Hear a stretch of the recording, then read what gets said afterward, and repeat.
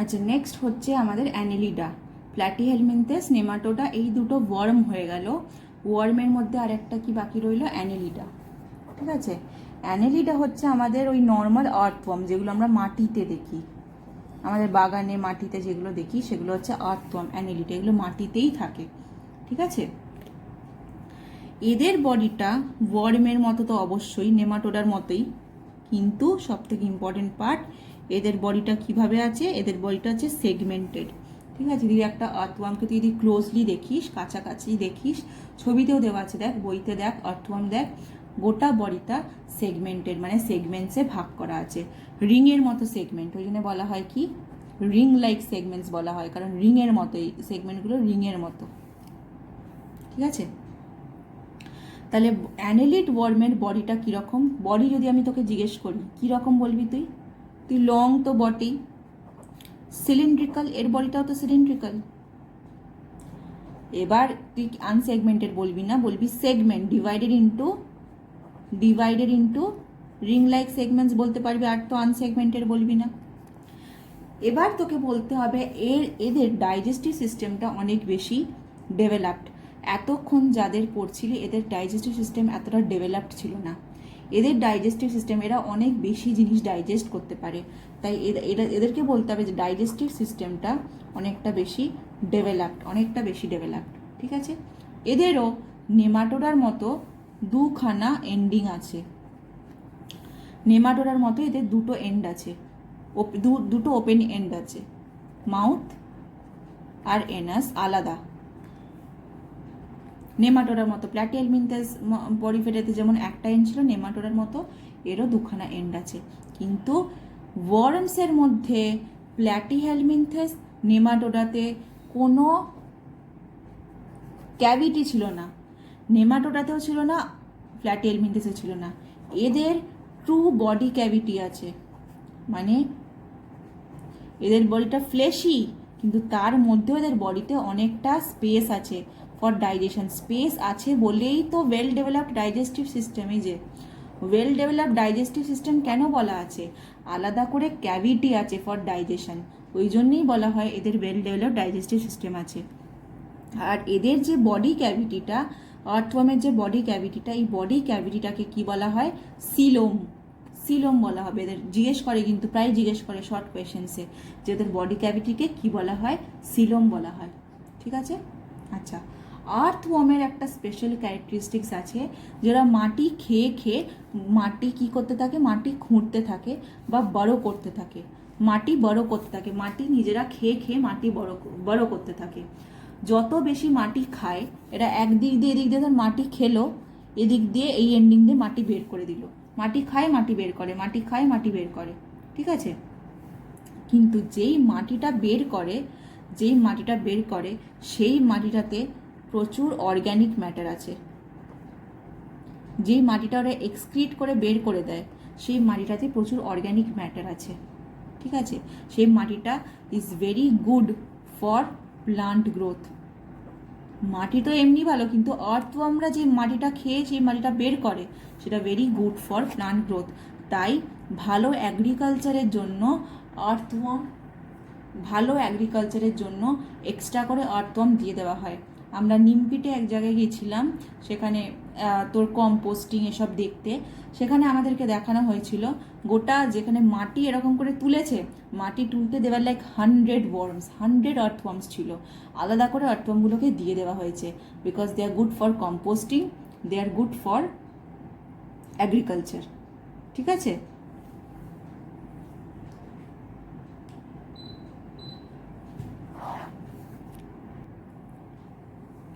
আর্থওয়ার্মরা generally রাত্রিবেলায় বেরোয়, দেখবি দিনের বেলা কিন্তু তুই বাগানে টাগানে গেলে বা সয়েলের ওপরটা দেখলে তুই সয়েলে কিন্তু আর্থওয়ার্ম দেখতে পাবি না।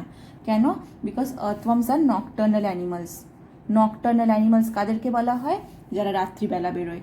ঠিক আছে, আর আর্থওয়ার্মের বডিটা তুই দেখেও বুঝতে পারবি খুব ময়েস্ট থাকে, আর্থওয়ার্মের বডিটা খুব ময়েস্ট থাকে। ফ্রগের বডি দেখবি খুব ময়েস্ট থাকে, সেরকম আর্থওয়ার্মের বডি খুব ময়েস্ট থাকে। তো ওই জন্যে আর্থওয়ার্মরা কিন্তু ময়েস্ট সয়েলে থাকে, ওদের বডিটা ময়েস্ট দরকার, they really need moist body, তো ওই জন্য ওরা ময়েস্ট সয়েলে থাকে। ওদেরকে তুই এখন যদি ড্রাই সয়েলে পুট করে দিস, যদি ড্রাই সয়েলে পুট করে দিই, সেই ড্রাই সয়েলটা কী করবে, ওদের বডির ওপর থেকে ময়েশ্চারটা টেনে নেবে, which is not good for their body. ওরা মরে যাবে, ময়েশ্চারগুলো টেনে নিলে ওরা মরে যাবে, ওই জন্য ওরা ময়েস্ট সয়েলেই থাকে। ঠিক আছে, ইন্ডিয়ান আর্থওয়ার্মের সায়েন্টিফিক নেম পড়তে হবে। ঠিক আছে, ভেরি ইম্পর্টেন্ট। ইন্ডিয়ান আর্থওয়ার্মের সায়েন্টিফিক নেম ফেরেটিমা পস্টুমা পড়তে হবে। ঠিক আছে, সিলিন্ড্রিক্যাল বডি আছে, কটা সেগমেন্ট, কতগুলো সেগমেন্ট এরকম আছে, মোটামুটি 100খানা রিং লাইক সেগমেন্টস আছে। ওকে, কোনো হেড আলাদা করে দেখা যায় না। আমাদের যেমন একটা আলাদা করে মুন্ডু আছে, তার নিচে নেক আছে। তুই একটা কেঁচোর আলাদা করে তুই মাথা দেখতে পাস? আলাদা করে মাথা, নেক, বডি আলাদা কিছু ডিস্টিংগুইশ করতে পারিস? কিছু ডিস্টিংগুইশ করতে পারবি না। তুই আলাদা করে কোনো হেড, লেগস, টেল এসব আলাদা করে তুই কিচ্ছু দেখতে পাবি না কিছু, কারণ ওদের মধ্যে আলাদা করে এসব নেই। শুধুমাত্র কি আছে, দুটো ওপেনিং আছে, শুধুমাত্র দুটো ওপেনিং আছে, যেটাকে কি বলা হয়, মাউথ বলা হয় আর এনাস বলা হয়। ঠিক আছে, ওদের যে স্কিনটা আছে, এই যে ময়েস্ট স্কিনটা আছে, স্কিনের মধ্যে দিয়ে কিন্তু প্রচুর ব্লাড ভেসেলস যায়। ওদের স্কিনে, এই স্কিন দেখছিস, এই স্কিন দিয়ে প্রচুর ব্লাড ভেসেলস যায়। ওই জন্য এই স্কিনটাকে কি বলা হয়, গ্ল্যান্ডুলার স্কিন। শুধুমাত্র ব্লাড ভেসেলস না, অনেক গ্ল্যান্ডস আছে, যেই গ্ল্যান্ডসগুলো অনেক সিক্রিশনস করে, আর যার জন্য বডিটা ময়েস্ট থাকে। এই গ্ল্যান্ডুলার স্কিনটা, আর্থওয়ার্মের স্কিনটাকে কি বলা হয়, ক্লিটেলাম। আর্থওয়ার্মের গ্ল্যান্ডুলার স্কিনের নাম জিজ্ঞেস করে, আর্থওয়ার্মের গ্ল্যান্ডুলার স্কিনের নাম হচ্ছে ক্লিটেলাম। ঠিক আছে, শুধু ক্লিটেলামটা স্কিনটা ময়েস্টই রাখে না, তোদের ডিটেলসে নেই, বাট এই ক্লিটেলাম অলসো সার্ভস ইন রিপ্রোডাকশনের সময়ও আর্থওয়ার্মকে হেল্প করে। ঠিক আছে, অ্যাকচুয়ালি ক্লিটেলামের যে কাছাকাছি কিছু ওপেনিং থাকে, ক্লিটেলামের কাছাকাছি এখানে কিছু ওপেনিং আছে, স্কিনটার মধ্যে আমরা দেখাতে পারবো না, স্কিনটা এতটা পাতলা, স্কিনের কাছাকাছি কিছু এরকম ওপেনিং থাকে, দোজ হেল্প ইন রিপ্রোডাকশন। ঠিক আছে, আচ্ছা তাহলে আর্থওয়ার্মটা গেল। আর্থওয়ার্মটা একবার দেখে নে, আমি ফটাফট একটা রিড করে দিচ্ছি, দেখে নে।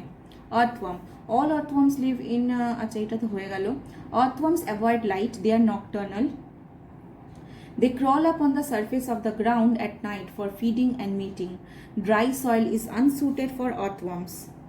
Their skin has to be kept moist for respiration. হ্যাঁ, এটা একটা important point which I missed. ফ্রগসরাও যেমন করে, কিন্তু there are many animals skin দিয়ে রেসপায়ার করে। ঠিক আছে, ওদের আলাদা করে কিন্তু নাক নেই, আলাদা করে আমাদের যেমন নাক আছে, ওদের আলাদা করে নাক নেই, ওদের স্কিন দিয়ে ওরা রেসপায়ার করে। তো this is required for respiration, ওই জন্য ওদের স্কিনটাকে ময়েস্ট রাখতে হবে। স্কিন ড্রাই হয়ে গেলে রেসপায়ার করতে পারবে না, ওই জন্যই বললাম ওরা মরে যাবে। The common Indian earthworm Ferretima posthuma has a long cylindrical body which is divided into a series of 80 to 100 ring-like segments. There is no head and there are no appendages, no eyes and no tail. The mouth is a simple opening at the front end. There are no jaws. The anus is located at the extreme hind end. Hind মানে পিছনে, hind মানে কি, পিছনে, hind end.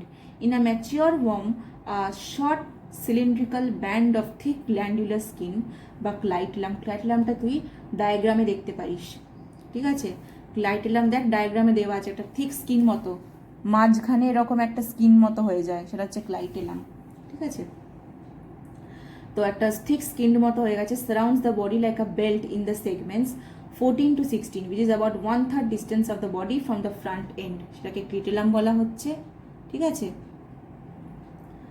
আচ্ছা, which is about 1/3 distance. This clitellum serves in reproduction. This clitellum কি করে, এটা রিপ্রোডাকশনে help করে, এই পার্টটা। The light colored ventral side bears a few important openings and structures close to the clitellum. আর এর চারপাশে কিছু কিছু স্ট্রাকচার আছে যেটা রিপ্রোডাকশনে হেল্প করে। এবার চলে আসছে ইকোনমিক ইম্পর্টেন্স। ইকোনমিক ইম্পর্টেন্স তো আমি প্রথমেই বললাম, earthworms are very important in agriculture. প্রথমত এই যে আর্থওয়ার্মটা যে সয়েল বড় করছে, বড় কি করে করছে, তো আর একদিক দিয়ে খাচ্ছে আর একদিক দিয়ে সয়েলটা বের করছে, তো যত খাচ্ছে তত তো নিচের দিকে যাচ্ছে, র্যাবিটের মতো যত সয়েলটা খাচ্ছে তত তো আর্থওয়ার্মটা নিচের দিকে, গভীর নিচের দিকে যাচ্ছে। যত নিচের দিকে যাচ্ছে ও সয়েলটা লুজ করে দিচ্ছে, যত সয়েলটা লুজ করে দিচ্ছে সয়েলটাকে এরেট করছে। এরেট করছে মানে কি, এয়ার ঢুকছে সয়েলের মধ্যে, সয়েলের মধ্যে এয়ার ঢুকছে। আর সয়েলের মধ্যে কি থাকে? সয়েলের মধ্যে থাকে প্লান্টসের রুটস। যত বেশি এয়ার ঢুকবে সেই রুটস ওই এয়ারটাকে নেবে। তো বুঝতে পারছিস, আর্থওয়ার্ম সয়েল বড় করার জন্য সয়েলটা লুজ হচ্ছে, এরেট হচ্ছে, আর এই এয়ারটা রুটস নিচ্ছে, which is good for the plants.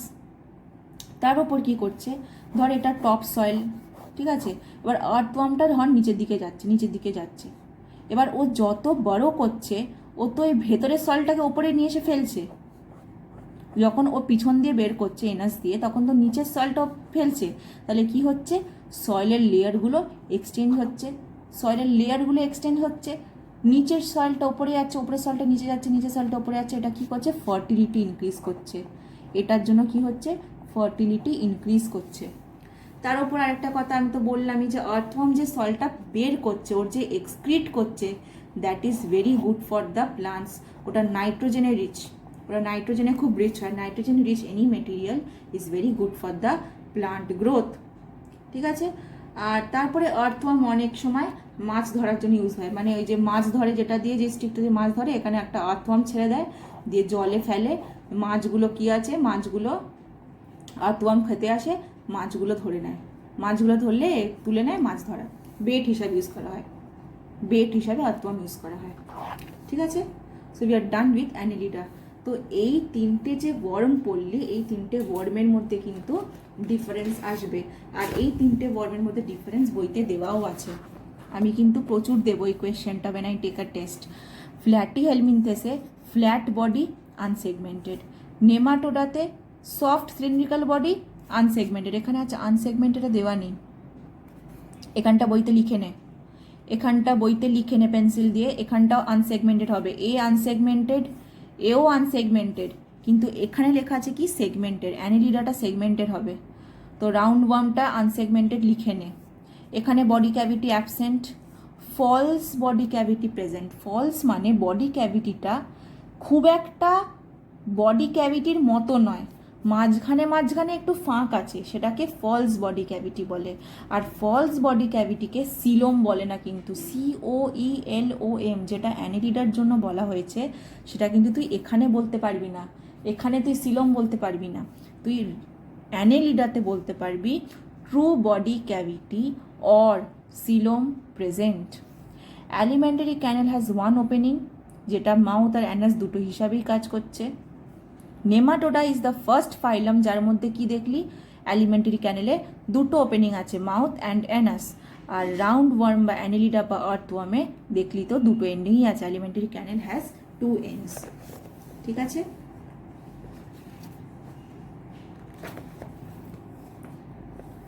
Next আমরা মুভ করব আর্থ্রোপোডা। আর্থ্রোপোডা আলাদা করে কিছু বলা নেই, বেশি কিছু নেইও।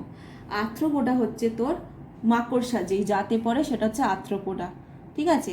আর্থ্রোপোডা তো জয়েন্ট লিমস আছে, জয়েন্ট লিমস মানে একটা করে পেয়ার আছে, একটা করে জয়েন্ট লিমস আছে, ঠিক আছে। জেনারেলি 4টে পেয়ার থাকে, 8টা জেনারেলি পার্ট থাকে। আর্থ্রোপোডায় মনে রাখতে হবে যে ওদের একটা বাইরের স্কেলিটন থাকে, যেটা ওরা শেড করে দেয়, বাইরের একটা স্কেলিটন। আর্থ্রোপোডা অ্যাকচুয়ালি শুধুমাত্র নয়, মাকড়সা জাত নয়, আর্থ্রোপোডা হচ্ছে সব রকমের ইনসেক্ট, যত ইনসেক্ট আছে সবকটা হচ্ছে আর্থ্রোপোডার মধ্যে পড়ে। আর্থ্রোপোডার মধ্যে আর একটা আবার ক্লাস আছে অ্যারাকনিডা, সেটা হচ্ছে মাকড়সা, কিন্তু আর্থ্রোপোডার মধ্যে সব ইনসেক্টরা পড়ে, পিঁপড়ে, ককরোচ, সব কিছু আর্থ্রোপোডার মধ্যে পড়ে। তো ককরোচ, এগুলো সবই কী করে, ওদের বাইরে একটা স্কেলিটন থাকে, যেটা ওরা কিছুদিন ছাড়া ছাড়া পর শেড করে দেয়, ওরা ফেলে দেয়, আবার একটা নতুন স্কেলিটন ফর্ম হয়। ককরোচকে আমরা জেনারেলি স্কেলিটন শেড করতে দেখি না, বিকজ ওরা অন্ধকারে এমন জায়গায় স্কেলিটনটা শেড করে যেখানে মানুষ টানুষ যায় না। ওরা যখন ওপরে স্কেলিটনটা শেড করে দেয় না, ওদের গোটা বডিটা হোয়াইট লাগে, the whole cockroach turns white and it looks extremely disgusting, I know, প্রচণ্ড ডিসগাস্টিং লাগে দেখতে, গোটা ককরোচটা পুরো হোয়াইট দেখতে লাগে, বিকজ ওদের বাইরের গোটা স্কেলিটনটা ওরা শেড করে দেয়। এই স্কেলিটনটা কী দিয়ে বানানো, কাইটিন দিয়ে, এটা আসবে। এই স্কেলিটনটা, ওদের স্কেলিটনটা বাইরের দিকে স্কেলিটন তো আমাদের ভেতরে আছে, আমাদের হিউম্যানসের কোথায় ভেতরে আছে, ভেতরে আছে বডির মধ্যে, কিন্তু এটা তো ওদের বাইরের স্কেলিটনের কথা বলছি, যেটা ওরা শেড করে দেয়, ওই জন্য এটাকে কী বলা হয়, এক্সোস্কেলিটন, ওই জন্য বলা হয় এটাকে এক্সোস্কেলিটন, এক্সোস্কেলেটন বলা হয়। এক্সোস্কেলেটনটা কাইটিন দিয়ে বানানো, ইম্পর্টেন্ট। এটা ওরা শেড করে দেয়, আবার কিছুদিন পর আবার স্কেলেটনটা গ্রো করে যায়। এই যে বারবার ওরা শেড করে আর স্কেলেটনটা আবার রিগ্রো করে, এইটাকে কি বলা হয়? মোল্টিং বলা হয়। ইম্পর্টেন্ট, ঠিক আছে? ডেফিনেশনটা পড়বি।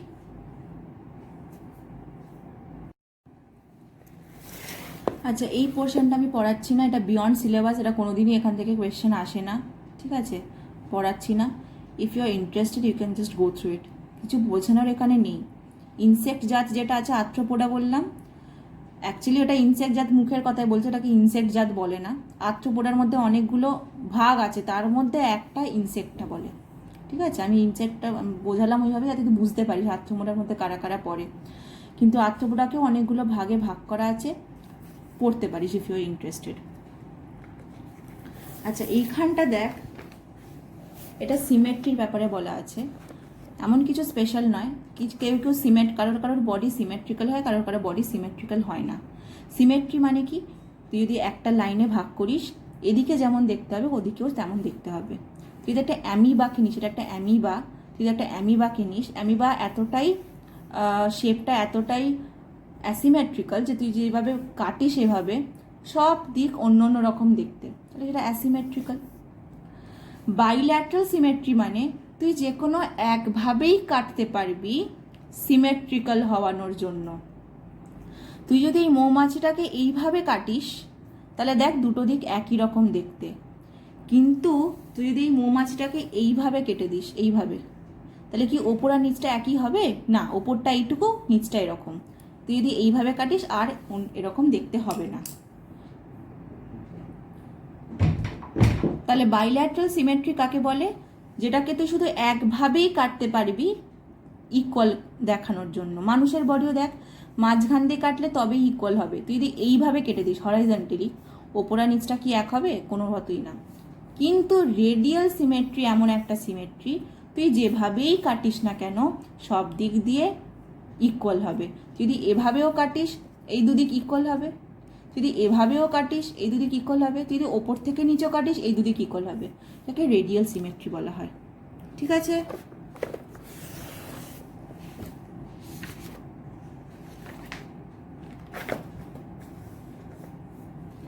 নেক্সট আমরা চলে যাব ফাইলাম মোলাস্কায়।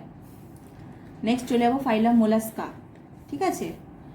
মোলাস্কা হচ্ছে ওই একটু অক্টোপাস জাতীয়, স্নেল জাতীয় যে জিনিসটা, একটু বুঝতে পেরেছিস কিরকম একটু অদ্ভুত দেখতে হয় যেগুলোকে, সেগুলো হচ্ছে মোলাস্কা।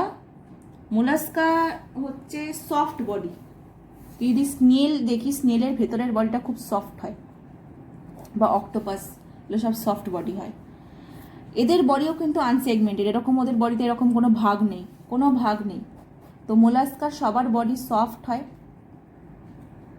আনসেগমেন্টেড হয়, সবার বডি সফট হয়, আনসেগমেন্টেড হয়। বডিটা একটা ওপরে কি থাকে? হার্ড শেল থাকে। শামুক দেখেছিস তো, স্নেল দেখেছিস তো, ওপরে কি একটা থাকে? ওপরে এরকম একটা হার্ড শেল থাকে, ক্যালসিয়াম দিয়ে বানানো। ওই জন্য এটাকে এক সময় কি বলা হয়? শেলটাকে কি বলা হয়? ক্যালকেরিয়াস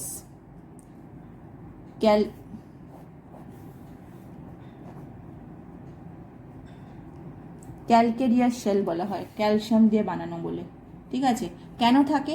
ভেতরের সফট বডিটাকে প্রোটেক্ট করার জন্য। ভেতরের বডিটা এতটাই সফট যে কোনো প্রোটেকশন না থাকলেও ইজিলি মরে যাবে। তো কোনো প্রোটেকশনের জন্য ওপরে একটা শেল দেওয়া থাকে। এখন তো শামুক দেখাই যায় না, স্নেলস আর অলমোস্ট ইনভিজিবল নাওয়াডেজ।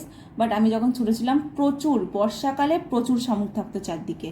তো নাও তো এখন ফুড চেইন পুরো নষ্ট হয়ে গেছে, ফুড ওয়েব নষ্ট হয়ে গেছে আমাদের পলিউশনের জন্য বা যাই হোকের জন্য। প্রচুর স্নেলস দেখা যেত তখন। উই কুড সি অ্যাকচুয়ালি কত শেলটা কীরকম ছিল। তবে একটু ডিস্টার্ব করলে শামুকটা ভেতরে শেলের মধ্যে ঢুকে যায়, যেমন টর্টওয়াইজ শেলের মধ্যে ঢুকে যায়। অক্টোপাসও সেরকম, অক্টোপাসের ওপরে একটা শেল আছে, বোঝা যায় না, দেখতে পাই না আমরা, কিন্তু অক্টোপাসের ওপরে একটা শেল আছে। আচ্ছা, এদের লোকোমোশনের জন্য একটা ইম্পর্টেন্ট, আমি যখন কোয়েশ্চেন দেবো আমি কিন্তু আমি এখনই লিখে রাখ। মোলাস্কা লোকোমোশন কিভাবে করে? ওদের একটা পার্টিকুলার অর্গ্যান আছে, পায়ের মতো মাস্কিউলার ফুট, সেভাবে লোকোমোশন করে। আমি জেনারেলি কোয়েশ্চেন দিই যে মোলাস্কা আর ইকিনোডার্মাটা এরা দুজন লোকোমোশন কিভাবে করে বইতে দেখ মোলাস্কার পরেই আছে নেক্সট ফাইলাম ইকিনোডার্মাটা। ইকিনোডার্মাটা লোকোমোশন দেখ টিউব ফিট, টিউব ফিট, তাহলে ইকিনোডার্মাটা তোকে বলতে হবে টিউব ফিটে লোকোমোশন করে, আর মোলাস্কা কিভাবে করে মাস্কিউলার ফুট। শুধুমাত্র লোকোমোশনই না, ওরা ডিফেন্ড করতেও এটা ইউজ করে, ডিফেন্সিভ পারপাসে ওরা ইউজ করে মোলাস্কা। ঠিক আছে, নেক্সট ইকিনোডার্মাটা। ইকিনোডার্মাটা হচ্ছে স্পাইনি, ওদের বডিতে কি থাকে, কাঁটার মতো থাকে, বডিতে কাঁটার মতো থাকে। ওকে, স্পাইনি সারফেস। এরাও কিন্তু আনসেগমেন্টেড, এদেরও কোনো সেগমেন্টেশন নেই, এরা হচ্ছে আনসেগমেন্টেড। এরা সমুদ্রে থাকে। আর এদের ওই অ্যানিলিডা বলছি আর্থ্রোপোডাদের মতো এদের একটা বাইরে এক্সোস্কেলিটন থাকে। আর সব থেকে ইম্পর্টেন্ট, এদের সব থেকে আলাদা ফিচার যেটা আর কারোর মধ্যে নেই, স্পাইনি সারফেস। ওই জন্য স্টারফিশ তো এক রকমের ইকিনোডার্মাটা। স্টারফিশ যদি তোর পায়ে লেগে যায় কোনোভাবে, যদি পায়ে তোকে স্টিং করে দেয়, মানে পুরো ব্যথায় তুই মরে যাবি। ওদের স্পাইন দিয়ে ওর একটা রকমের পয়জন ছেড়ে দেয়, তো প্রচণ্ড ব্যথায় মরে যাবি না, বাট প্রচণ্ড ব্যথা হবে। ঠিক আছে, আর এরা লোকোমোশন কিভাবে করে, টিউব ফিট।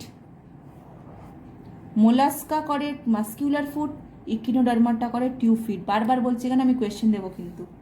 আর এরা কি হয়, রেডিয়ালি সিমেট্রিক্যাল। রেডিয়ালি সিমেট্রিক্যাল কেন, এই যে স্টারফিশটা দেখ, আমি যেভাবেই কাটি না কেন দুদিকটা ইকুয়াল, আমি এভাবে কাটলে দুদিকটা ইকুয়াল। ঠিক আছে, আসলে আমি ঠিক করে আঁকিনি, ঠিক করে আমার আঁকা হয়নি, যেভাবেই কাটি না কেন ইকুয়ালই হবে। ওকে, গেল ইকিনোডার্মাটা হয়ে গেল। এবার আমরা চলে যাবো ফাইলাম কর্ডেটায়। ওকে, তো ফাইলাম মোলাস্কা, ফাইলাম কর্ডেটাটা, ইকিনোডার্মাটা পড়ে দেখ, ইটস ডান।